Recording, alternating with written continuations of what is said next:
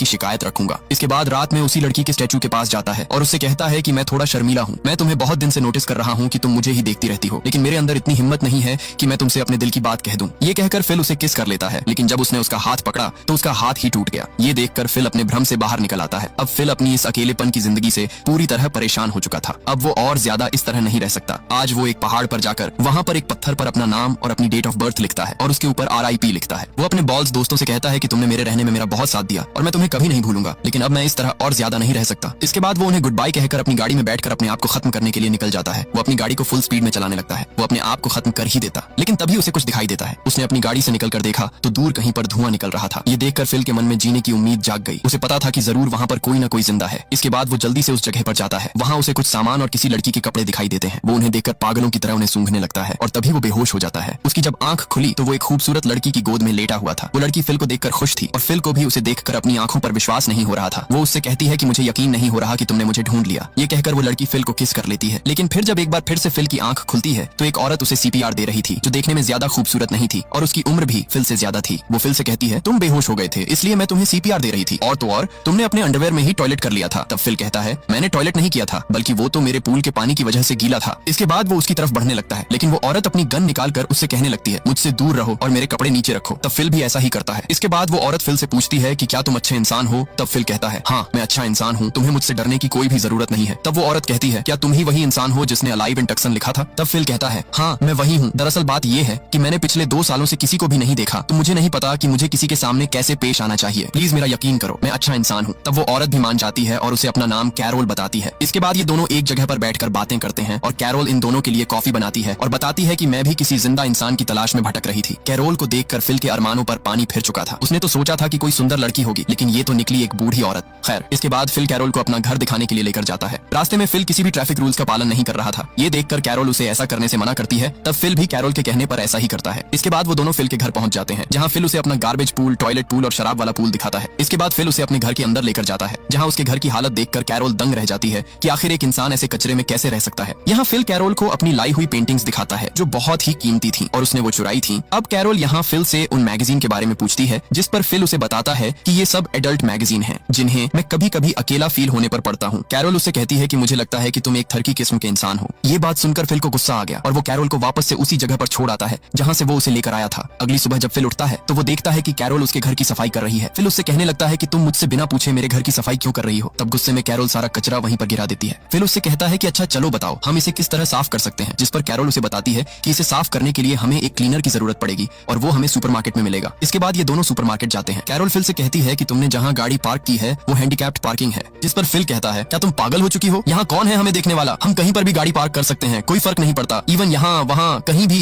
लेकिन कैरोल नहीं मानती और वो कहती है कि हमें अपनी पार्किंग में ही गाड़ी पार्क करनी चाहिए। ये सुनकर फिल को गुस्सा आ गया और वो सीधा अंदर गाड़ी को ले जाकर पार्क कर देता है और कहता है अब देखो यहाँ भी कोई नहीं है हमें देखने वाला। तब कैरोल कहती है तुम्हारी बात ठीक है, लेकिन इंसान के भी तो कुछ नियम कायदे होते हैं, हमें नियमों के हिसाब से चलना चाहिए, लेकिन मुझे लगता है कि तुम उस तरह के इंसान नहीं हो, तभी तो तुम्हारी ऐसी हालत है। रात में फिल अपने दोस्तों से कहता है कि मुझे कैरोल बिल्कुल भी ठीक नहीं लगती, क्योंकि ना तो वो देखने में ठीक है और ना ही उसकी बातें सही हैं। खैर, अगली सुबह जब फिल अपनी बियर से कुल्ला कर रहा था तभी उसकी नजर बाहर कैरोल पर जाती है। फिल जब कैरोल के पास जाता है तब कैरोल उसे बताती है कि मैं तुम्हारे पास ही के एक घर में रहने वाली हूँ, लेकिन फिल बिल्कुल नहीं चाहता था कि कैरोल यहाँ पर रहे। वो कैरोल से कहता है कि इस दुनिया में इतने घर हैं और तुम चाहो तो कहीं पर भी जाकर रह सकती हो, तुम्हें मेरे पड़ोस में रहने की कोई जरूरत नहीं है। तब कैरोल कहती है अच्छा तो तुम्हें ये डर है कि कहीं मैं तुम्हारे गंदे काम न देख लूं। तब फिल अपना अंडरवेयर उतार कर कहता है लो अब इससे गंदा काम तुम नहीं देख सकती। लेकिन कैरोल को फिर भी कोई असर नहीं पड़ता। वो कहती है देखो मुझे लगता है कि भगवान ने हम दोनों को किसी मकसद से इस दुनिया पर बचा कर रखा है, अब हमारी जिम्मेदारी है कि हम लोग मिलकर इस दुनिया की पॉपुलेशन को बढ़ाएं। लेकिन फिल साफ साफ कह देता है कि अगर ऐसी बात है तो तुम सुन लो, अगर तुम इस दुनिया की आखिरी महिला भी हो तब भी मैं तुम्हारे साथ इंटीमेट नहीं होने वाला। ये कहकर फिल वहाँ से चला